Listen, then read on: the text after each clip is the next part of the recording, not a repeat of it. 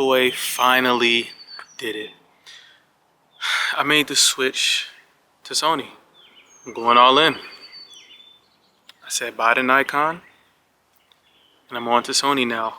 Right now I'm filming on the Sony ZV-E1, and I'm using the internal mic so you can see how that sounds. I think it's pretty decent. I might have to speak up a little bit more, but I think it's pretty decent. Yeah, first of all, just look at the image quality, bro. Just look at the image quality. No shade to Nikon, but I just couldn't get these type of colors out of that camera. Maybe it's me, maybe it's Nikon's color science. That's beyond the point, but you know, working with Sony over the years, I realized like their color science is like that. So yeah, I made the switch, and I'm gonna tell you why I chose the ZV-E1 over the FX3 or A7S III. The main reason is just size. That's really it.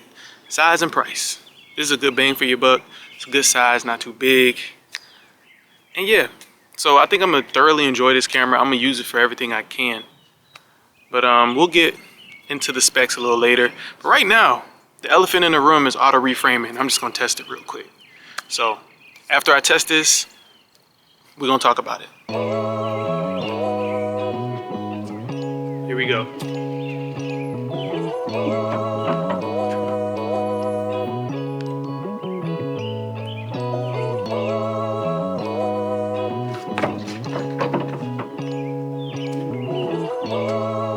Let's see if it keeps up.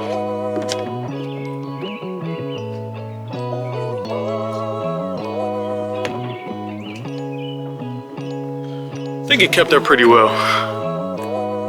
Maybe not.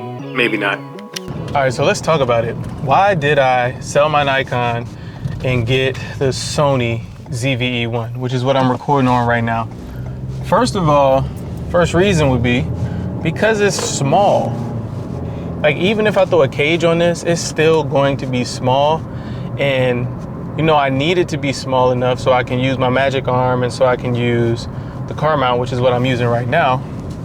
And also my tripod. I noticed with my Z6 III, sometimes without the cage, but even more so with the cage, it would be too heavy for my travel tripod. It would be too heavy for my magic arm. So I needed something that wasn't going to like break my equipment, and it was getting pretty heavy. So that's another reason I made the switch. Second reason would be autofocus. You know, the Sony ZV-E1 has like the best autofocus in the world right now. And I also didn't lose any quality because this is still a full frame sensor. It's the same sensor as the FX3, the FX6, and the A7S III. So if anything, I got a boost in quality, and I definitely got a boost in dynamic range. So I feel like it was a no-brainer. It was also cheaper. The Z6 III was $2,500 when I got it, so it ended up being about $2,600, $2,700. This one started at $2,100, I think, $2,100, and then I ended up getting it for $1,500 from B&H, used, and it's in great condition. So I feel like that was a no-brainer to do that.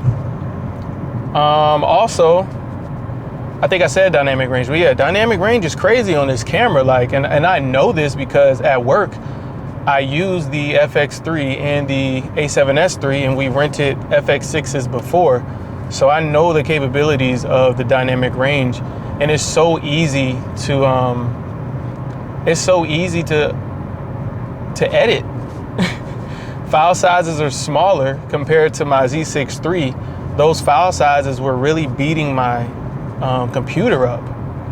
Ridiculous. And I think I had to use CFast with the Z6 III, and now I get to use SD cards, which are cheaper, of course, easier to get, and I feel like they compress the footage better because it doesn't take me as long to upload anything, like to upload to my drive. So those are the main reasons. We can talk about the cons real quick. So the cons for this, that it is small and it may be perceived as unprofessional if I was to use this on client work or bigger shoots and stuff like that. So That's one reason. Another reason is the overheating, which is understandable. So, you know, this is not really feasible for podcasts unless you have an external battery solution. That's one way to get around it. And it's probably not optimal to use outside in the heat, recording long periods of time. Basically, this camera is not for recording long periods of time unless you have it like hooked up to something, because it will overheat. And there's nothing wrong with that. Mine hasn't overheated yet. I don't do any extensive work like that. And if I was to, I would just rent. I put that in my pricing and I would just rent. I think this would be great for short films though, because, you know, short films, maybe feature films if you want to try that, and documentaries. Maybe not documentaries because the interviews are long, but short films, commercials, because you're not recording for a long period of time at one time. Like, you're doing takes. So it wouldn't overheat, and you still get that quality of the FX6 and the FX3 when you shoot. So that is the reason I made the switch. Do I miss Nikon a little bit? Not really. I was upset about the dynamic range. I knew what it was going into buying the camera, but I thought, you know, I could work around this. And I was working around it, but I got tired of working around it. Like, I'm trying to build a portfolio because I'm a DP, and sometimes I want to do stuff on my own to kind of showcase my lighting, showcase my framing, and having a camera with a good dynamic range makes it a lot easier for me to edit these things. And even if I'm editing someone's like short or commercial, it makes it easier in the edit. Like, I don't have to fight to get a great image. Even though the Nikon Z6 III gave a great image, nothing wrong with that. It was cool, it was 6K, but you know, 6K is not always needed. Just to let y'all know, 4K is cool.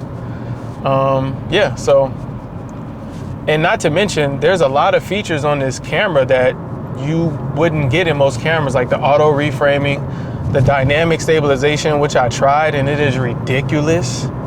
It looks like I'm on a gimbal, and I'm like, I don't even need my gimbal anymore. Haven't been using it anyway, so it's whatever at this point. But yeah, it's a great camera in a small package, and I think people will probably sleep on it because of how small it is, and it doesn't look like a professional camera, but that's fine. There's no issue with that. Yeah. And right now I'm using the Viltrox 20mm f2.8 on the camera right now. I really like it. It's really dope. It's really wide, and I have clear image zoom on this camera, so I can zoom in to get about a 35 to 40 if I need to without losing any quality. So yeah, overall I'm happy with what I got. Peace, y'all. If you're thinking about getting the ZVE1, I would. If you have an FX3 or A7S III, I wouldn't trade those for the ZVE1. But if you're, you know, in a different camera brand and you're looking for something a little more worth your money, I would probably go for this. So, and I'm see y'all in the next video.